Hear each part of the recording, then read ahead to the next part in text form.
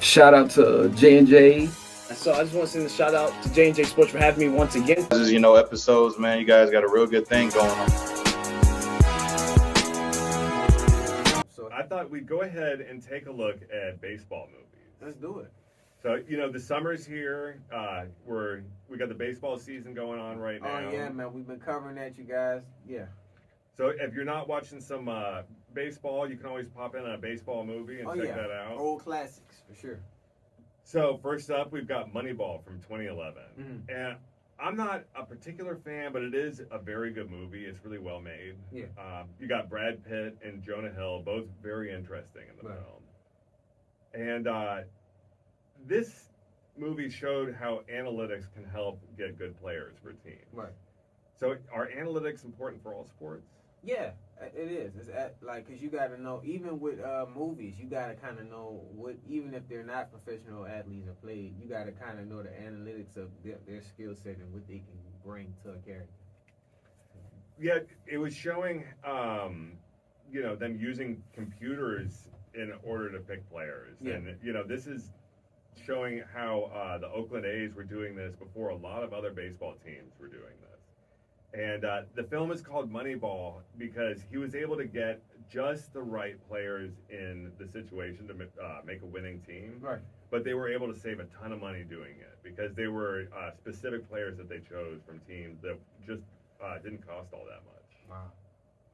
But I definitely recommend Moneyball to any baseball fans out there. It's really interesting, and it shows them kind of massaging the baseball salary cap and how that all works. Kind of going in detail. All right. What we got next, man? What's the next movie we got up? And then up next, this is a pretty famous movie. It's been around since 1989. It's called Major League. And now, I've never seen this comedy all the way through, but I know it's a really important baseball film. Yeah. And I remember the movie poster, especially, as a kid at like the movie rental stores and everything. Right. And I especially remember the sequel poster. So would a remake or reboot for Major League be popular today?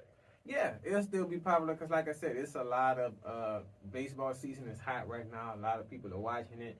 A lot of people are locked in with different teams, so they can easily kind of pop in some of their old school stuff and, I think it's available on YouTube right now, so I might go ahead and give it a watch. Check that out. Yeah, we can watch that and do a review, you guys, for sure.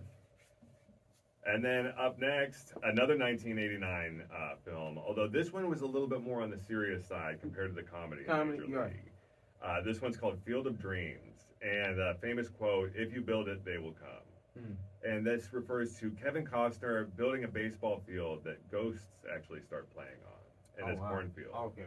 Wow. So doesn't this sound like the plot of a horror film? Yeah, it does. It does. It sounds like it definitely gives a horror feel type of vibe. Yeah, the ghosts are all former baseball legends who show up to play. So it's not particularly scary. Too bad, right? Because of that aspect of it, but it's definitely a strange twist for a baseball movie. Yeah. And this one has James Earl Jones, Mufasa, Darth Vader himself in the film, and rest in peace because we know that he passed within the last few years. Yeah. So is he a film legend? Absolutely. Got many voiceovers he's done. His voice just gives act. You know what I mean? Like dramatic. So yeah. He's an excellent narrator voice too. Anytime I hear him as a narrator in a film, it's gonna be a good movie for sure. Yeah.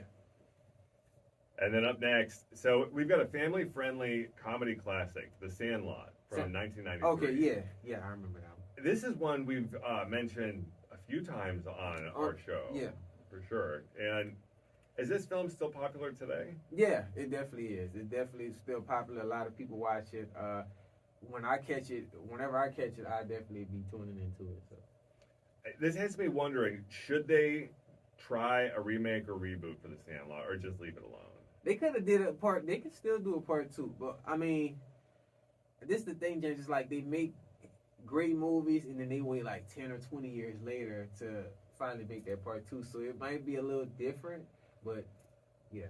What they could do is make a part 2, but have all the kids now be adults, and then they can have their kids Kind doing of baseball. following the story. Yeah. Yeah, they could. Yeah. So, that's kind of what I was thinking. Mhm. Making the sequel, and they'd have to get all the old actors back together. Right, kind of and be like everything. years down the line, you see how they all, you know what I mean, and then they kids all playing baseball and doing their thing. So And even if it's not like a major movie release, it could be a direct to streaming type of thing. yeah, it'll still too. do good numbers too. So And then our next film, 2005's rom-com Fever Pitch. Yeah. This is about the Boston Red Sox winning a championship. And actually, what's interesting is as they were filming this movie, the real life Boston Red Sox actually won the championship. that And, same time. they were able to have the actors go to the games, and they added actual footage of the actors celebrating the win. What? Oh, okay. Nice. Yeah. So, in general, the film Fever Pitch, do you think this film is special to Red Sox fans? Absolutely. Because, like I said, they caught that moment in real time, real game. You know what I mean? So it's always gonna mean a lot to them. Sure. And I don't know the specifics about it, but I know I've heard multiple times about a Boston Red Sox curse. Mm. And I think it maybe has something to do with Babe Ruth Yeah. going to the Yankees. Mm. But, a film like this and them winning the World Series, Right. Is the curse over? Yeah, it should be over. It definitely should be over. But yeah, I agree. And this film was starring Jimmy Fallon and Drew Barrymore. Mhm. And I gotta say, I really like Jimmy Fallon a lot more as an actor than a show host, because I know he does the Tonight Show Right. now. Yeah. You kind of see him in a different lights. Yeah, I like him as an actor better too.